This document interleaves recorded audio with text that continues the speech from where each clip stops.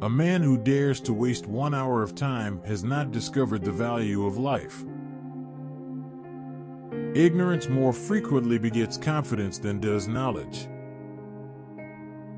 Animals, whom we have made our slaves, we do not like to consider our equal. Man tends to increase at a greater rate than his means of subsistence.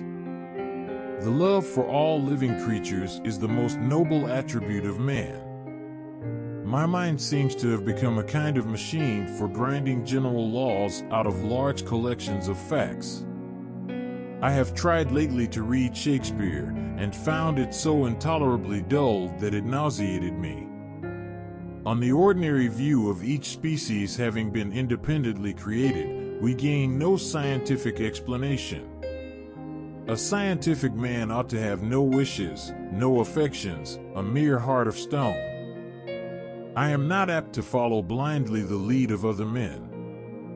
The mystery of the beginning of all things is insoluble by us, and I for one must be content to remain an agnostic. Intelligence is based on how efficient a species became at doing the things they need to survive. Blushing is the most peculiar and most human of all expressions. I love fools' experiments. I am always making them.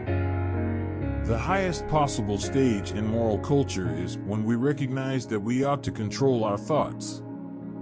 This preservation of favorable variations and the rejection of injurious variations I call natural selection, or the survival of the fittest. One general law, leading to the advancement of all organic beings, namely, multiply, vary, let the strongest live and weakest die.